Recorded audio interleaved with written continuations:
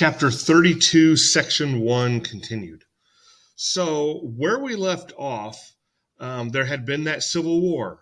Okay, you've got the king versus parliament, and the king loses.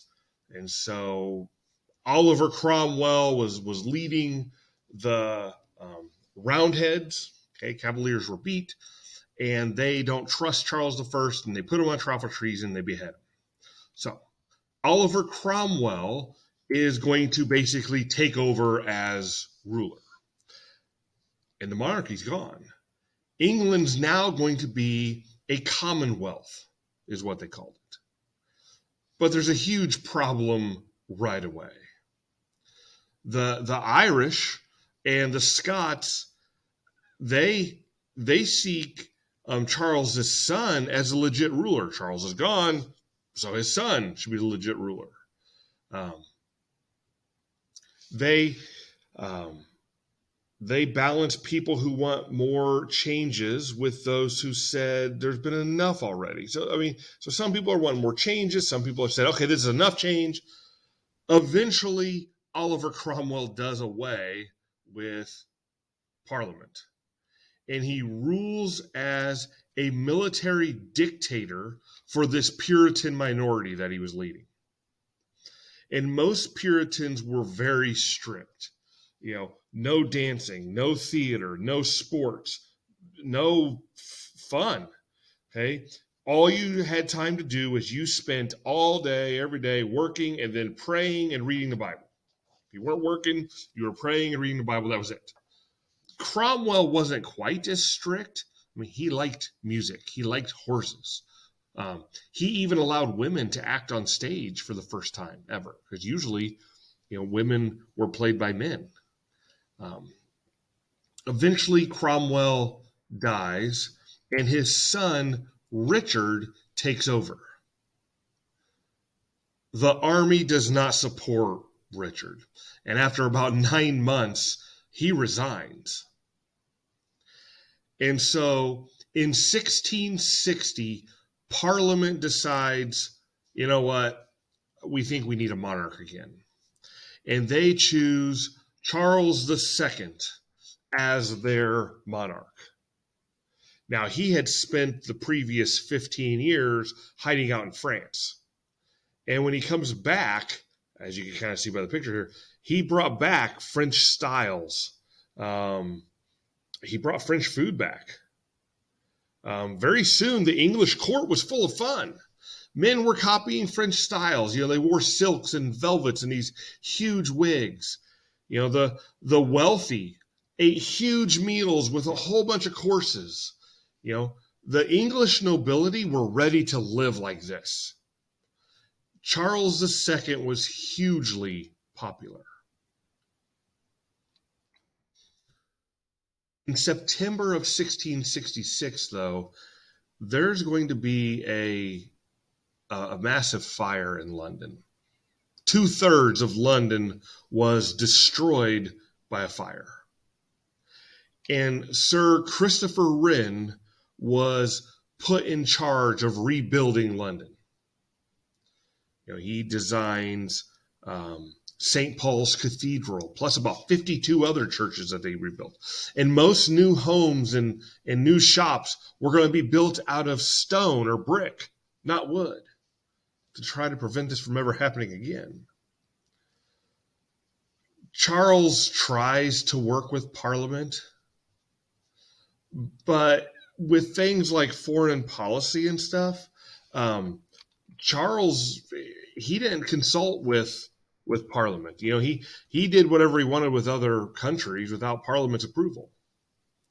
And Parliament was kind of worried about Charles II's friendship with the King of France and how close they were, because the King of France was Catholic.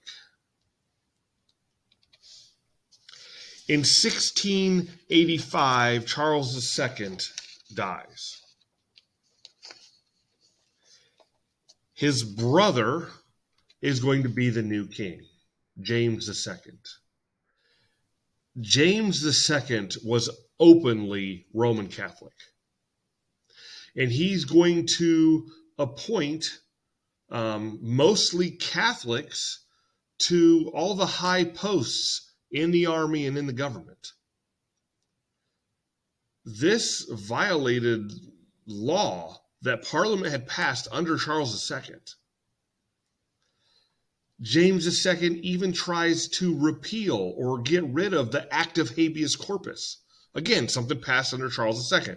But the Act of Habeas Corpus basically says you can't be jailed unless you're charged with a specific crime. You have to have committed a crime if you're going to be jailed. And James II tries to abolish this. The parliamentary leaders don't like James II, but they don't move against him right away until about 1688. This is when James II had a son by his second wife. And the leaders start to worry about Roman Catholic rule. Are they starting a history here going back to the Roman Catholics ruling England? And the parliamentary leaders are going to offer the throne to Mary. This is James's Protestant daughter from his first wife. So they offer her the throne.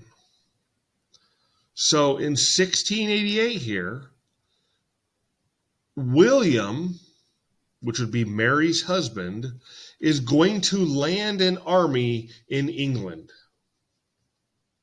They're going to take the throne with Parliament support. James II has to flee to France. And so what you end up with is William and Mary are going to be named joint rulers of England. This is going to be called the Glorious Revolution because there were no shots fired in this. Okay, James just ran away. And William and Mary, they accept Parliament's Declaration of Rights. Okay, this makes Parliament even stronger. The Declaration of Rights protects the rights of English people. Okay, for example, if you don't have Parliament's consent, you can't tax the people.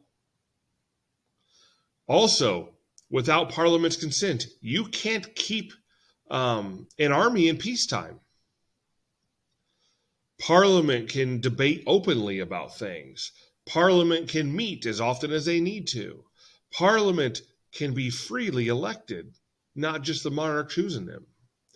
You had things in here about people had the right to a fair and speedy trial by a jury of their peers. People can even petition the crown without punishment.